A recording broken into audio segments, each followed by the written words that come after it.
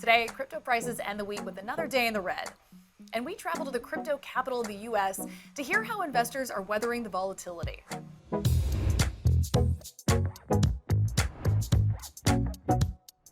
Welcome to CNBC's Crypto World. I'm MacKenzie Sigalos. Digital asset prices are falling again today. By noon Eastern, Bitcoin hovered at around $20,000.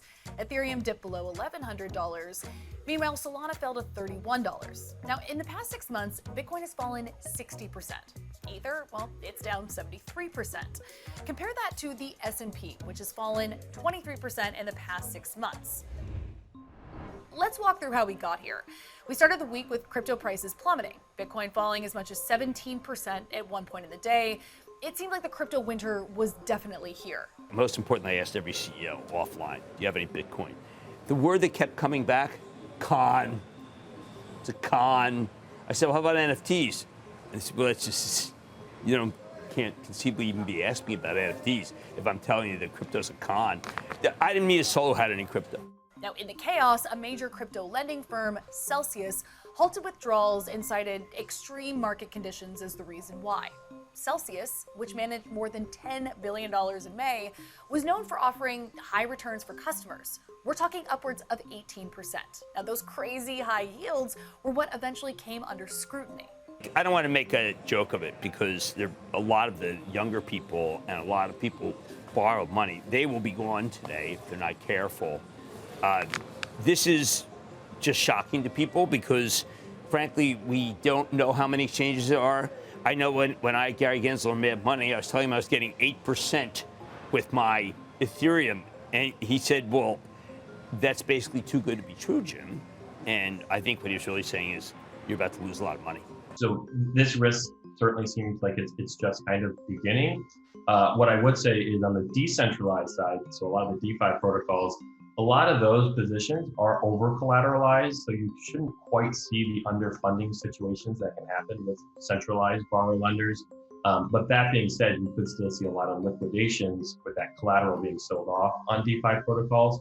Then on Tuesday, crypto markets seemed to stabilize, with Bitcoin hovering at around $22,000 and Ether at around $1,100. Investors were assessing the fallout of Celsius, and meanwhile, another company made waves. Coinbase announced that it was laying off nearly a fifth of its workforce due to crypto volatility. The company had previously cut spending and even rescinded job offers in the hopes of stabilizing its business. We had the recent inflation report that came out that I think surprised many folks. We've had Jamie Dimon and others talk about an upcoming economic hurricane. And so given what's happening in the economy, it feels like the most prudent thing to do right now. On Wednesday morning, MicroStrategy CEO Michael Saylor came on CNBC's airwaves to discuss concerns around his own company. MicroStrategy took out a $200 million loan backed by Bitcoin in March. Now, as prices for Bitcoin tanked, investors worried that the company would be asked to put up more collateral for its loan, but Saylor said the fears were overblown. The margin call thing is much ado about nothing. It's just made me Twitter famous, so I appreciate that. And the Twitter trolls love to beat up on me because it gets them engagement. We feel like we have a fortress balance sheet, we're comfortable, and the margin loan is well managed. Then that afternoon, the Federal Reserve announced that it would raise interest rates by 0.75% in an effort to curb sky-high inflation. Crypto prices initially rallied on the news as investors hoped that we could avoid a recession, but that rally, well, it was short-lived. On Thursday, we were back in the red. Bitcoin fell to around $20,000 at prices that it hadn't seen since the end of 2020.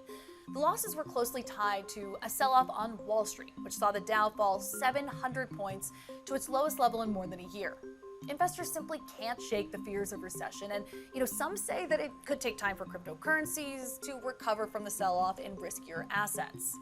Look, I think that we're in a long drawdown period here. I think that we've taken the elevator down, and I think that we as an industry are going to have to take the stairs back up and climb out by building real utility.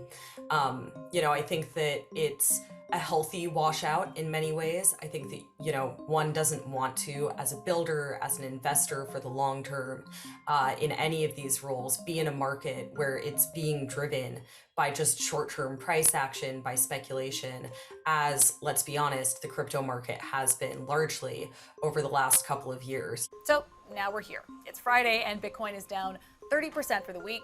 Ethereum, well, it's down 37%. Some crypto hedge funds and businesses are facing growing questions about insolvency, but investors are still looking for quality crypto investments. It's very unfortunate that there was a conflation of innovation and financial innovation, which I think is the real story here. And instead, we had financial instability.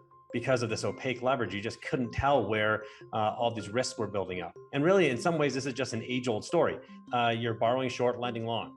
And I think it's really unfortunate that people lost money. And I think it will, in some ways, set back the space, because you will lose some early adopters or some of the people who just came in new to the space. But I think on the other hand, the fundamental technology here and the adoption curve that we see, institutions that are coming in, how you can get your financial system to operate at the speed of the internet, those are things that need to happen.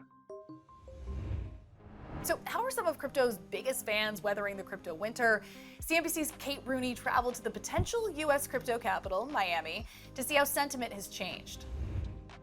Crypto investors here in Miami are now feeling the pain as prices go bust. Miami investors have been sobered by the price declines, but there's still this prevailing optimism. These people have really bet their careers on the industry, so most say they're still in it for the long haul. They do tell me younger investors have really been caught on their heels and shocked at just how quickly the price of digital currencies and digital collectibles like the ones on this mural have come down. Many moved here during the pandemic and a bull market. Miami's crypto bull outside of Miami-Dade College was one symbol of that hype.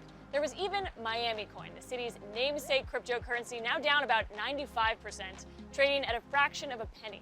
Miami's mayor, Francis Suarez, talked about it as a potential alternative to taxes at one point. He did say while the project brought a $5 million windfall to the city, it's still a first-generation technology, and that comes with some risks.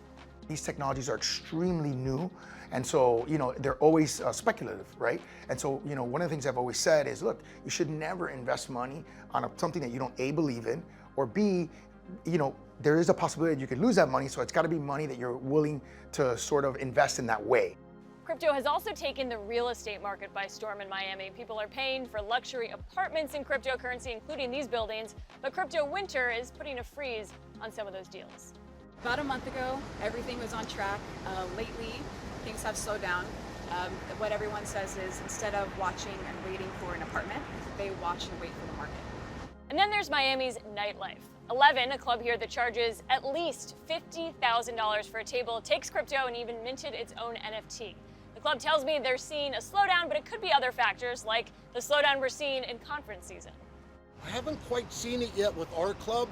We do have a high-end, sophisticated clientele, so we haven't actually felt it. I do think in general, obviously, the world's in a little bit of pain right now. So I am seeing it. I'm not sure if it is going to gravitate to the high-end nightlife or not yet. I think it is too soon to tell. There's also a sense of relief when you talk to some investors. Valuations are coming down, which can be a good thing for VCs. I sat down with Chris Adamo. He's co-founder of Flamingo Capital and mentors a lot of the younger investors down here in Miami. He also hosts a weekly tech and crypto startup. He says the industry overall has been waiting for a pullback. People are worried about raising new rounds of money for sure, because people are going to tighten up a little bit, and they're probably valuations are lower, which are probably warranted in the first place. It was getting a little too high for the last few months as far as valuations go. But the builders have been building all this time that I know they're excited to build now in a market that's probably more in line with what they should have for expectations. This downturn has flushed out a lot of the leverage in the system. We saw that happen with Luna and Terra and then Celsius. So some of the riskier interest-bearing projects are falling apart right now. One thing that might surprise people, the industry here now wants regulation, talks about it a lot, and they say it's now needed for investors to feel safe again holding their money in crypto. Okay, that's all for Crypto World this week, but you can find that story and more over at cnbc.com/cryptoworld. We'll be back on Tuesday, and we'll see you then.